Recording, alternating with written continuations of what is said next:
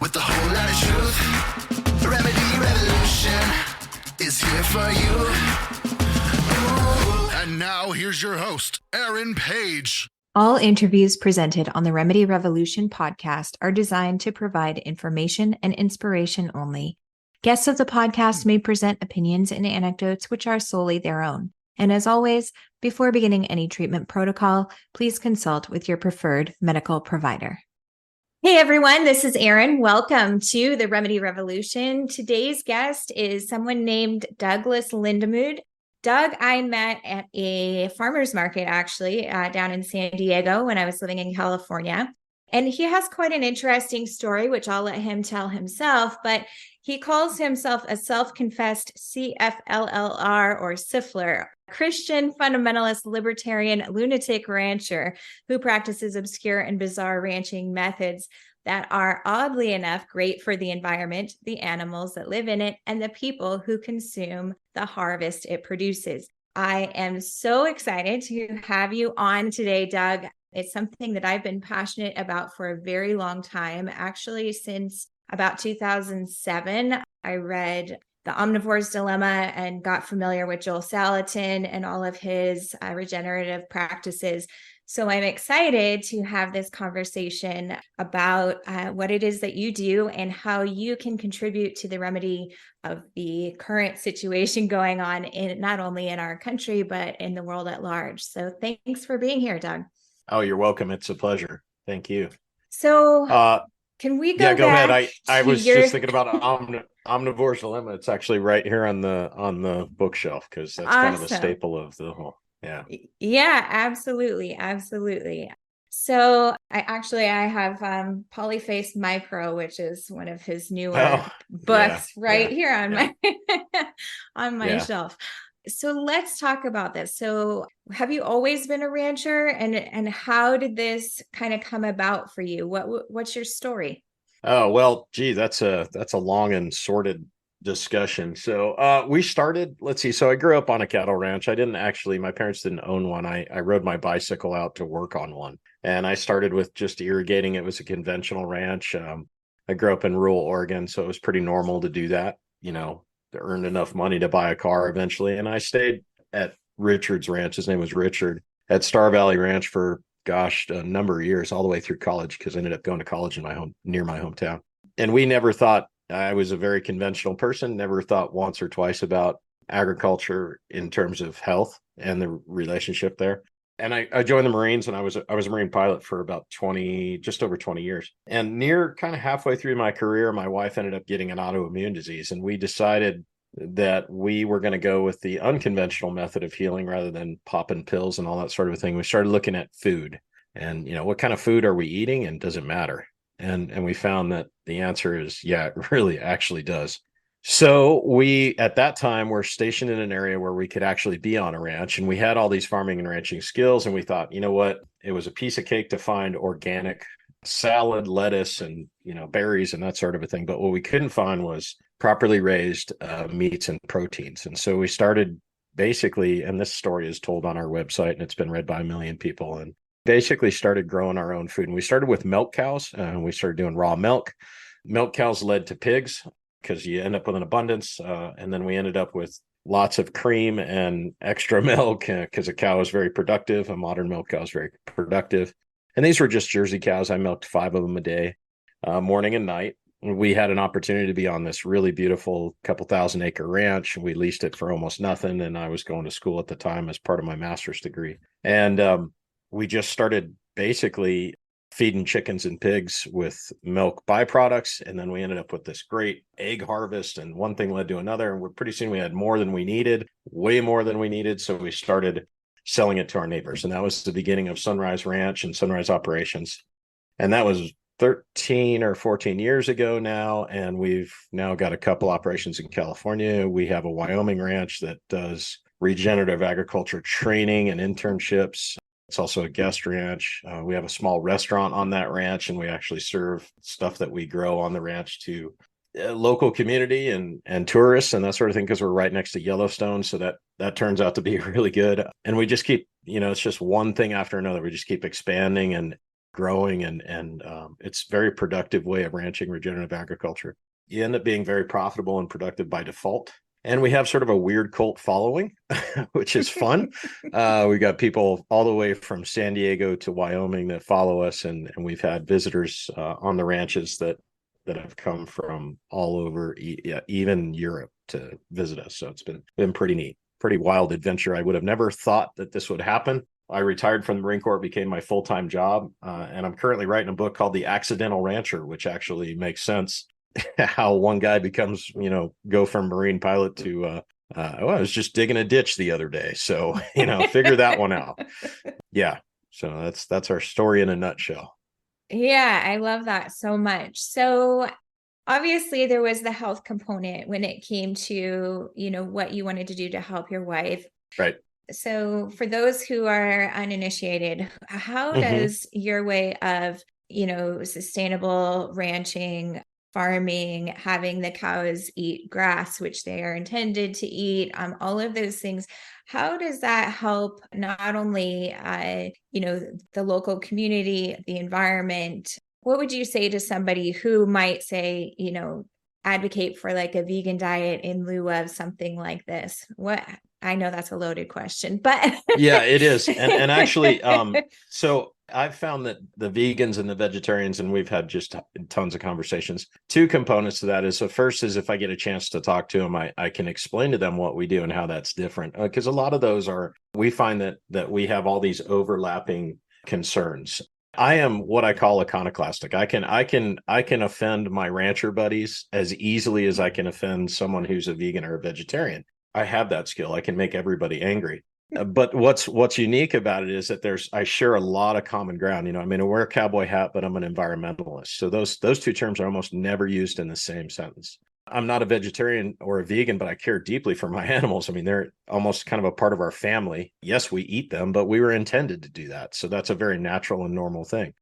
We give them the very, very best life we can give them up until the point that we harvest. I like to say that they live one great life and have one bad moment. But don't we all? And in reality, you can be as vegetarian as you want, but your stomach holds over 1 billion microbes that are currently devouring each other, and that's not vegetarian. So we span kind of I used to joke around that if you could run a political platform on regenerative agriculture, you'd be elected everywhere because you're equally popular and hated by all.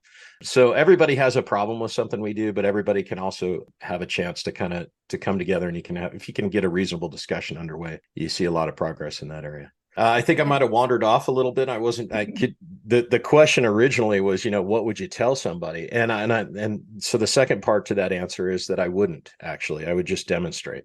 We don't do rancher evangelism. We don't do outreach and that sort of thing. We just ranch and farm regeneratively, and we just let people watch. And inevitably, we as humans have a way of understanding what truth is. We just kind of look at things and go, gee, that makes a lot of sense.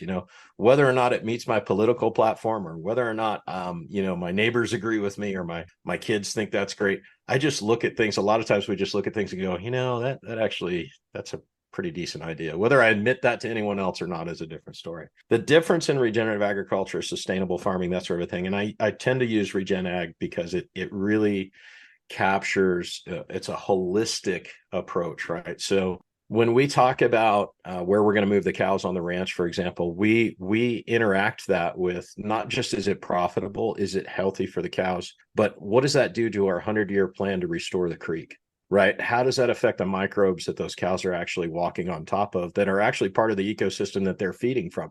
And if we don't look at that entire structure, if we just look at one thing, we can in fact be successful, but only for a limited time. And our kids will pay the price for that, or the next generation will pay the price for that. And the ranch we're on right now in Wyoming is very typical of that. It was a conventionally run ranch. They ran it conventionally for over 100 years, and the creek is deeply eroded. The ecosystem was absolutely collapsing. There were no bugs. Why? Because there were chemicals everywhere. Bugs can't survive you don't just kill a weed that you don't like, but you kill the bugs that are around it and all the microbes that are in the soil. And it's been amazing because in the last 3 years, just since we started, and it takes about 3 to 5 years to see difference in a regenerative agriculture regeneration, the place has come back to life. Remember the first year we were here, the turkeys came back. Well, why did the turkeys come back? Well, because there was something to eat, right? It Right. wasn't just a modern wasteland with a scorched earth grazing policy to make sure we got cows out the door. And that's, by the way, that's completely understandable. And I'll, this is kind of one of the reasons ranchers hate me, is that it makes perfect sense. I mean, if your granddad taught you, your dad taught you how to ranch and farm, and that's what is profitable, well, you kind of sometimes don't have much of a choice to do that. You can't just take your cows off for a year and let the land rest, which is what we just recently did on this ranch. And the point of that is that if you look at that whole picture and converting over, it can be very painful. It can be very difficult. We happen to be really good at it, but it's still, there are days where we go, man, this is really tough, because in regenerative agriculture, you don't just focus on the hoof up, which is what a conventional rancher might do, right? What do I do to get cows, to get calves, to make them go to market, to get my money, to pay my bills, which is all very reasonable. But we look at everything from the hoof down. We say, what do we do to grow the microbiology? How do we increase organic matter? What are we doing to feed the plant nutrients so that if I have a healthy ecosystem, I get the cows thrown in for free? Right. Right. Yeah, I think that's so important. So often, unfortunately, the food system, the USDA and all of these regulatory agencies are really set up for this very big box kind of system when it comes to food, big food, big ag, and all of these things. And so, I think most of the time, vegetarians or vegans who are advocating for that kind of a lifestyle are doing so because they're seeing the atrocities of what that kind of a model really creates. Yes, it creates more pollution. Yes, it creates, sicker animals. Yes, it creates sicker people, as a result, all of those kinds of things that, if we were able to convert some more of these, maybe more traditional ranches into a regenerative model, we're looking at a completely different picture of how that contributes to not only,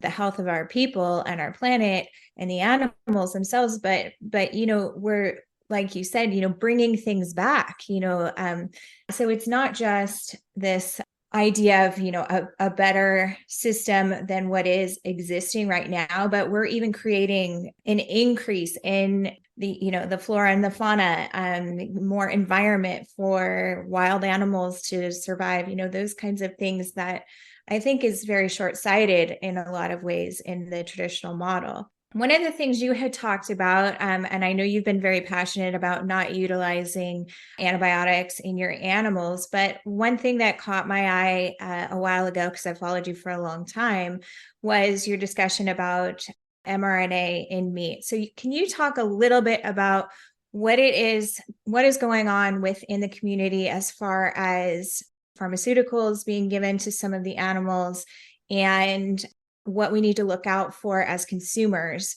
in order to avoid some of those things? Yeah, absolutely. So the most important thing I think about this is that what your previous comments actually feed into this detailed question about mRNA. You say to yourself, well, how is that possible? I'll give you an example. When we started regenerating on this ranch, it was we had 50, they had conventionally, they ran 53 head of cattle here. Our first year, we had 135. The next year, we had close to 200. We expect to have 400 in 5 years. The point is that when you run large numbers of animals like that, the ground and the soil reacts in a certain way. We go every 3 months, once a quarter, when it's not snowing. We'll go through and we'll do a plant recording. And we actually started with about 17 species on the ranch. We're now at about 28. And just last year, we saw shepherd's purse for the first time. And we were so excited. My son-in-law that runs this with me, he's not a manage, he's more of a managing partner. He doesn't really participate in the day-to-day stuff, but he does the apiary and some of the other gardening stuff, but he's a plant nerd. And so we were out, he came over to my house. They live right next door, and he comes over and he's like, Dad, you got to see this. We got shepherd's purse. And I was like, you're kidding me. So, we run down there practically in our pajamas, and we're just excited, and it starts raining, and we show up at the doorstep just before nightfall, and my wife looks at us and goes, you guys are such a bunch of nerds. I'm like, no, you're not going to believe this. We found shepherd's purse. My point is this: we had seen an emergence of a grass that was dormant here for perhaps 100 years or more. We don't know. The seedbed is dormant. And so what happens is shepherd's purse comes up. If you don't know anything about it, look it up sometime, Google it. It's pretty neat. but it has all kinds of healing properties for humans. Well, if it has that for humans, then what do you think it has for cows? And how do you think they know that, right? Like, so they'll graze that only at certain times and for certain reasons. And so they understand the salad bar that's before them way more than we think I mean, even our wildest scientific dreams, we don't understand what these things are doing for animals. All that's to say that when we start managing the ecosystem properly, it responds to the animals that are grazing from it. That's very important. We always talk about the teeter-totter when we're teaching these sort of things. The teeter-totter is the ruminant. It could be a water buffalo, cow, bison, whatever, and the grass ecosystem, the perennial grasses, and they're either side of a teeter-totter, and they balance each other. There's a symbiotic relationship that's occurring there.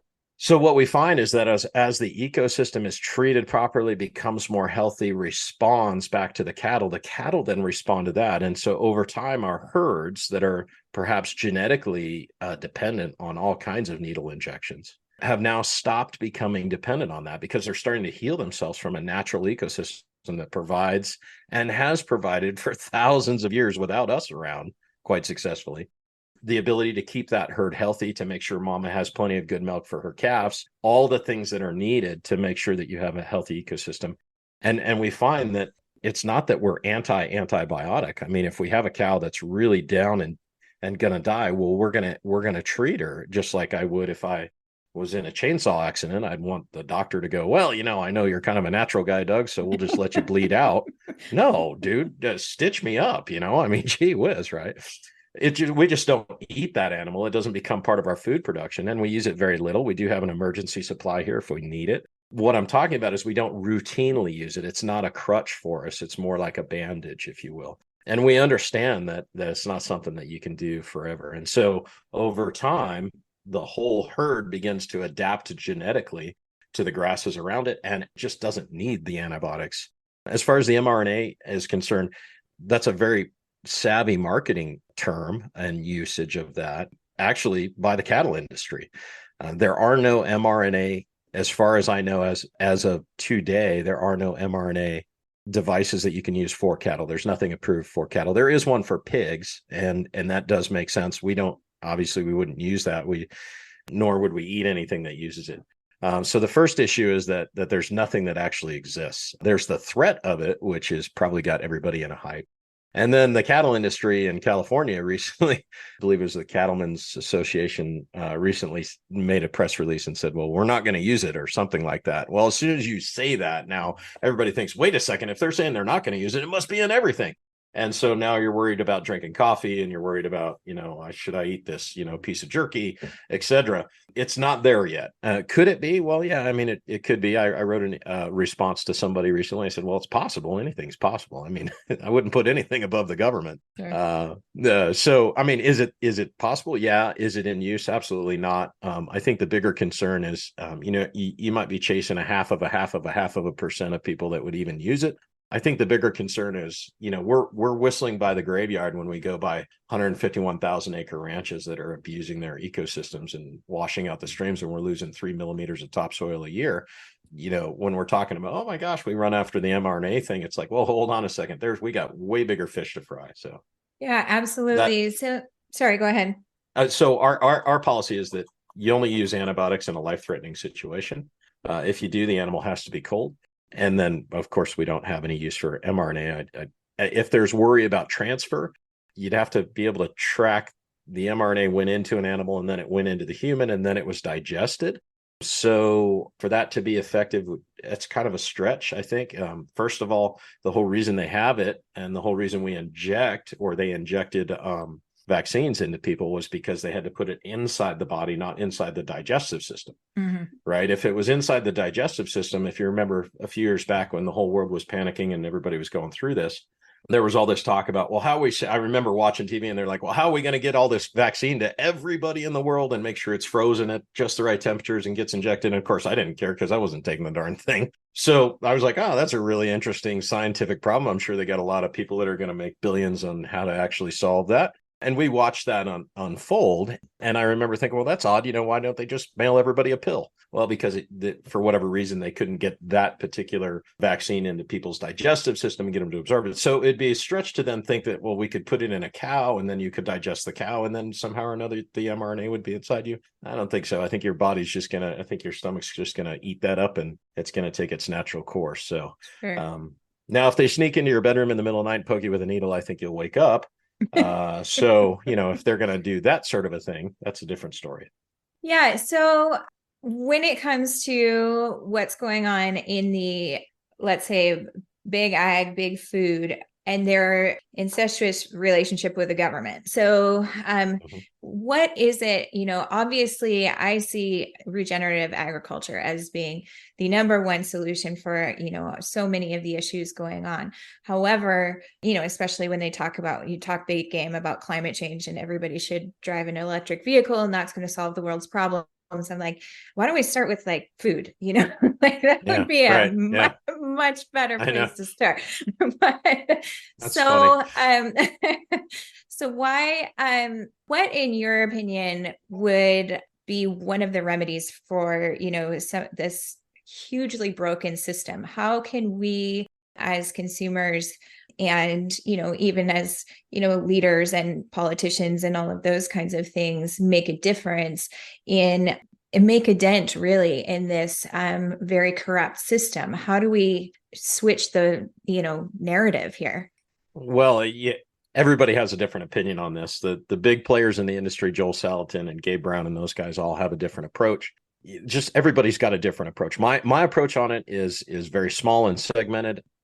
We believe in changing the next generation. So we believe that you could have everybody in the world begging for regenerative ag, and if nobody's actually doing it, there's no way to supply them. So our focus, if you look at kind of what we focus on the next generation of ranchers. And we've got everything from a nonprofit here that works out of the ranch called Carbon Vault. They train disabled veterans, all the way to internship programs, to people visiting and becoming interested in ag, even if they're just growing their own food. Next month, I fly to Texas and I do a consultation on a ranch. And you say to yourself, wow, fly all the way to Texas, do a consultation on a ranch. That seems like a big deal. Get this, it's a family of 5. They are retired accountants and they don't know how the first thing about agriculture, but they just decided we're going to grow our own food. We need an expert. So fly them down here and figure out, tell us what to do. So we've done that all the way to, working with doing training sessions with people online, that sort of a thing. Our focus is the next generation. And the reason for that is we think everyone's going to go to local food. We think everyone's going to say, I want to know my rancher, my farmer, et cetera. If you care, there are plenty of people that just want to go through the drive-through and get their meal through a window. Sure. And that's fine. But we think the people that actually care and know are going to need that supply. And if there's nobody around, remember, we have spent an inordinate amount of time convincing perfectly capable, very intelligent, curious young kids that they're absolute failures if they don't go to college. Yep. And we're scratching our heads wondering why there's kids at, Starbucks with their wallet attached with a chain and pulling shots for $12 an hour, wondering why they have $140,000 in debt for a social degree. Well, It's because you were told you have to go to college or you're not successful. And there's no way you could ever make it as a rancher. And then, by the way, the average age of the rancher in America is 67 years old. We know, demographically speaking, once they get past 35, an average in the industry, that industry is in decline. Mm-hmm. So there's no one left to teach it. We have kids show up here and we'll go out to repair a fence and they've never used a screwdriver. I just became a grandpa for the second time last week, and I think my grandkids already know how to use a screwdriver. Yeah. So my point is this: we have done a disservice by not training a good segment of our population, statistically speaking, that would have just been thrilled to be in the ranching industry. So we now have to play catch up with that. So we've got to get caught up. And if people are going to buy local food, there's got to be somebody that grows it. So I think the key is local, is training the local food producer on even a small scale. We get a kid here and we go, hey, listen, you can start off by just raising chickens and you find your own market and you market directly and you'll be just fine. And you can make a living doing that. You'll be happy because you're doing what you want to do. Right. Yeah, So I it's think we've made kind of a critical error in our production side. Joel is different on that. Joel does a more of an outreach thing. If you look, there are mhm, always, there's 20,000 visitors a year to Polyface Farm. mhm, Gabe Brown is on the other side of that. He's working with Nabisco and testifying before Congress and all kinds of really high level cool stuff. And so each of the industry kind of gurus, not that I'm one, just each of them kind of have their own little niche, and they're like, okay, we're going to solve the problem this way. mhm. I think that's just incredible. White Oak Pastures down in Georgia, they're building a whole city. They're just like, you know what, we're just going to build a production city. It's just, I mean, that guy's Yeah. got, thousands of acres. He's got his own processing plant. He goes, we're just going to make a utopia right here, and people come there on pilgrimages and buy their food, and it's just awesome. So we all have a different approach. Yeah, and I think, most of those approaches though can be very complementary, without the education piece or the outreach piece, and people aren't going to find the spark of interest, right? So Correct. to Yep. to go in there and to learn for themselves. So that I think is pretty interesting. The one thing that struck a chord with me is you talked about this whole idea of the push for college. So I have a 16-year-old son. So, we're kind of thinking about those kinds of things. And, I just heard an interview with Mike Rowe, who talked a Oh lot yeah. Dirty about, jobs. Yeah. yeah, A he great talked, guy. yeah, it was great. Really fantastic interview with Del Bigtree. And it was very interesting because he said, we've lost so much of the nuts and bolts of, figuring out what it is to be an adult. Like, in Yeah. high school, we don't Yeah. teach, home economics. These kids don't know how to cook a meal. They don't know how to balance a checkbook.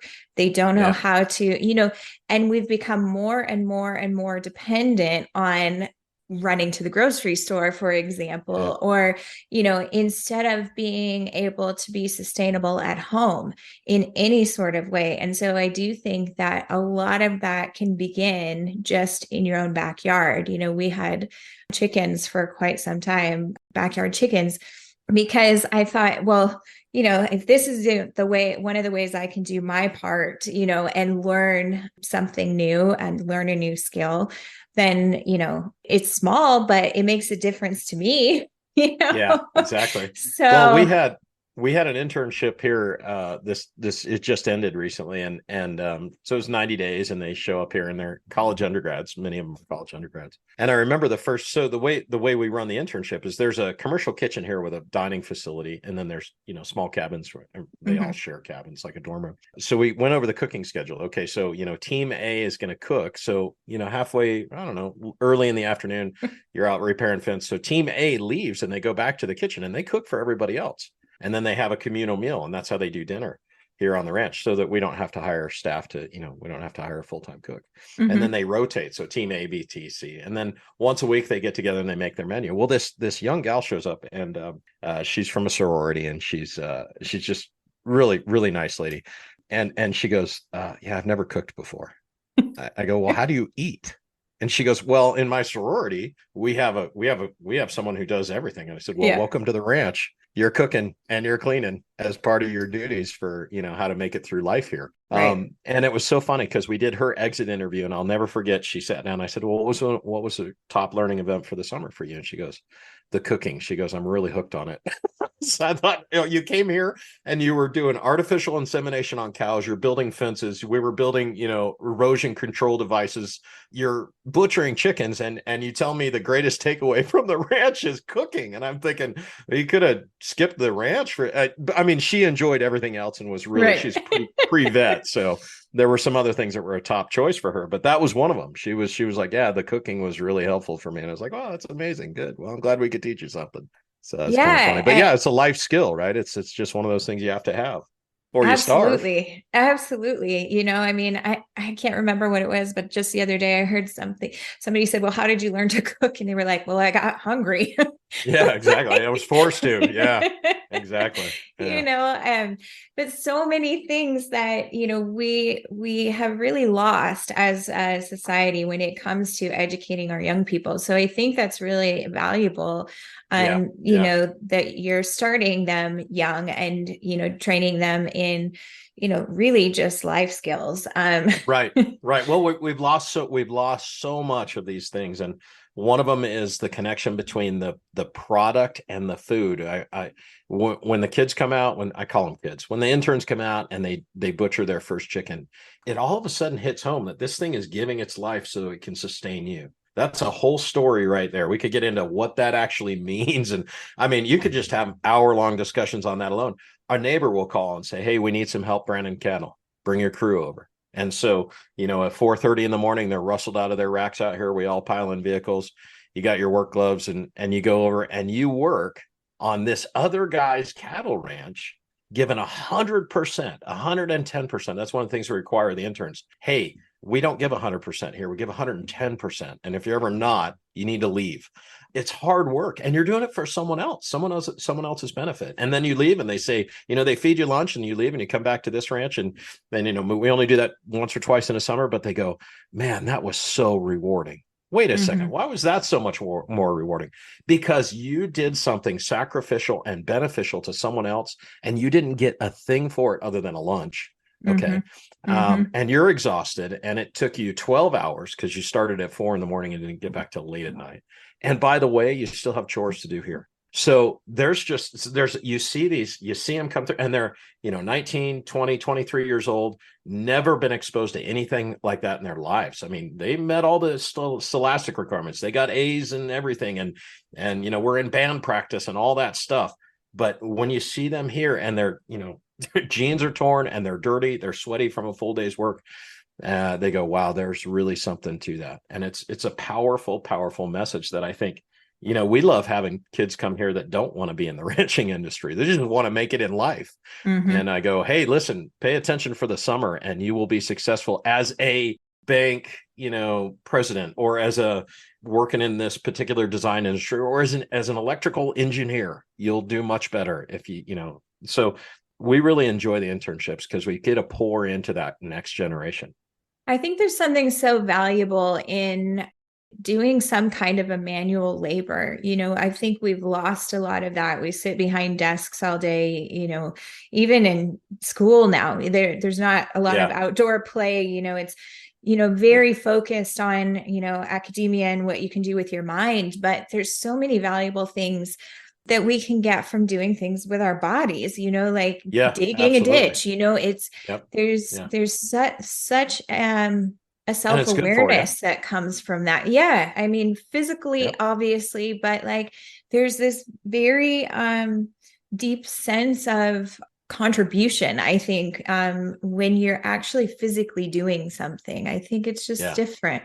Well, and that's one of the things I love about my job is we have 4 companies. I've spent a lot of time doing exactly what we're doing right now. But, I remember, I'll never forget, one day I went out and I was early in the morning, I was repairing a hydraulic system on a tractor. And then we gave birth to a calf a cow was having trouble giving birth to a calf. That's always pretty magical. Then I did some regular chores. I came back in, I did SQL database because I was the only guy in the company that could do SQL at the time. And then I went back out and I remember I got done at the end of the day and I think I had done some accounting. We had to do some accounting on some stuff and I had to, and I remember I got at the end of the day and I thought, man, there's not a job in the world where you do that diverse. You might be an SQL expert and that's excellent. We need those folks around. You might be a guy that gives birth to calves all day long, but having the diversity of the ranch has been, I mean, I'm 49. I feel like I'm 32. I mean, it's just, in fact, there are a number of times where I think to myself, I'll be out there working. I'll go, doggone it. It's dark already. I still got more to do and I come in and I go to bed at 10 o'clock and my wife I'm just buzzing with energy. I keep a notebook by the bed and I get up in the middle of the night and write some notes down. Hey, we really got to get this moved. And so my wife thinks I'm absolutely crazy, but that's why we say I'm a lunatic. So, hey, I don't know. Personally, I would far prefer to be a lunatic than a sheep. So, well, it's exciting. And what happens is that ends up being contagious. And if I know when the interns come out, they're tired, it's long work days, it's hard work, it's exhausting, and it's all new. There's like, what you want me to go where? Oh, I need you to go over to this pasture, and you get, they get assigned to go out there in a truck that's a manual, and they look at that thing, they're like, wait, why? There's 3 pedals on the floor. Yeah, figure it out. You'll make it. Don't worry. 2 hours later, they're down the driveway. But yeah, we've had, it's a very exciting kind of progressive, always exploring, always new. And we put boundaries around. I mean, we don't hand them a chainsaw on their first day and tell them to run. There's safety and that sort of thing. Micro's big on safety third, right? That's his favorite saying. There is safety, but you can be so safe that you don't get anything done. And that's kind of the paranoid world we live in. We're not like that here on the ranch. We got to get stuff done, and we understand that. So there's a balance between risk and reward, but it's very exciting. It's very, very rewarding job. Well, we are coming towards the end of our interview here, and as I do with all of my guests, I have 8 questions that I like to ask everybody. So the dreaded 8 questions. I didn't look, so you told me don't look, and so I was like, okay, I won't look. All right. So couldn't imagine what they are. Rapid fire questions. Here we go. If you could choose only one natural remedy for the rest of your life, what would it be? Boy, that's a good one. Jumping in a hot spring. Nice. We have the world's largest mineral hot springs out here right next to Yellowstone. And that's just one of the nicest things you can do. It's all so relaxing. Awesome. Okay. I'm ready to come visit. All right. Okay. Tell us something most people don't know about you.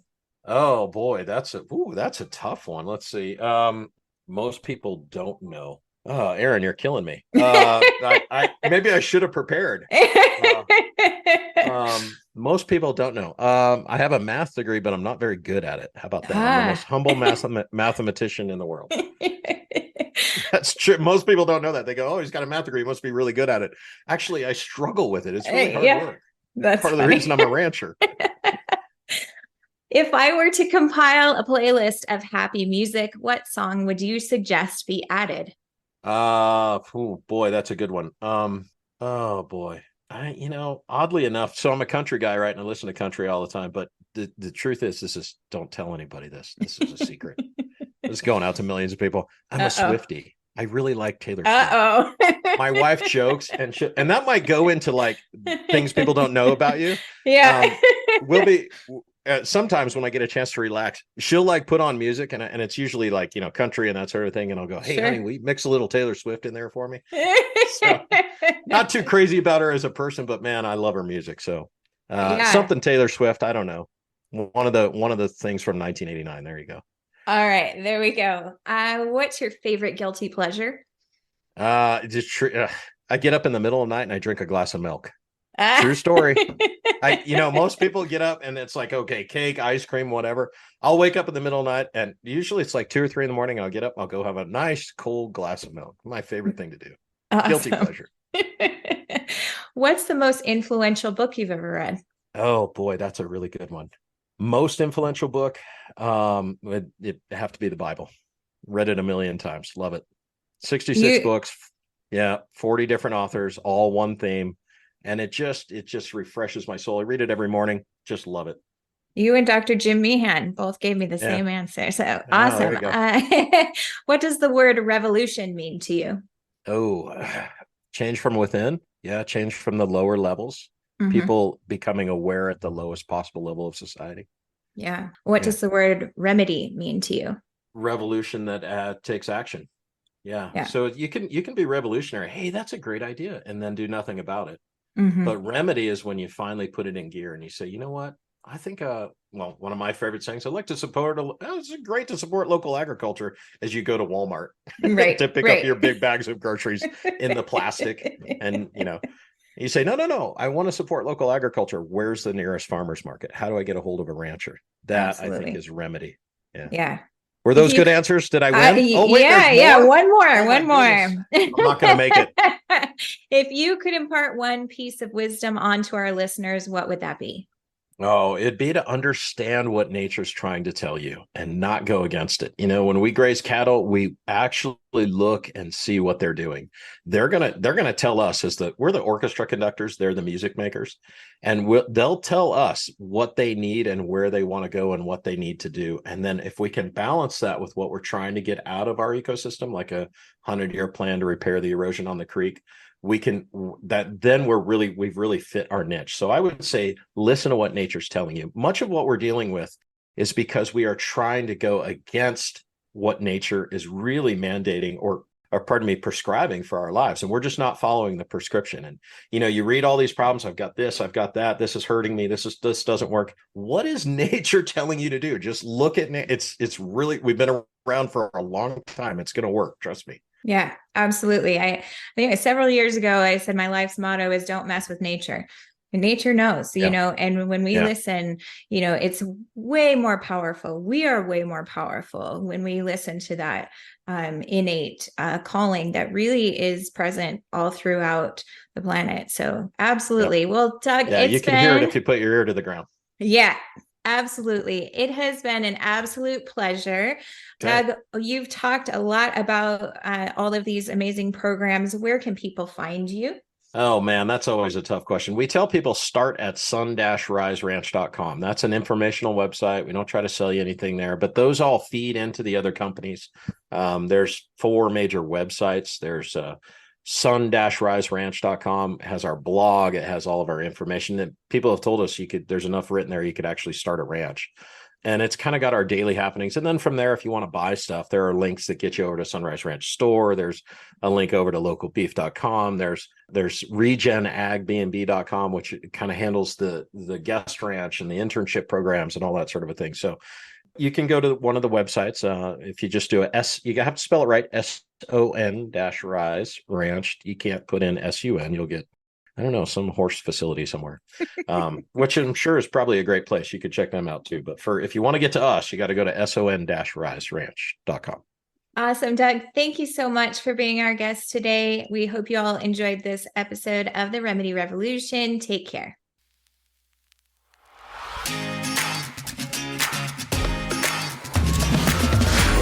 As a guiding light through darkest days, we'll fight the night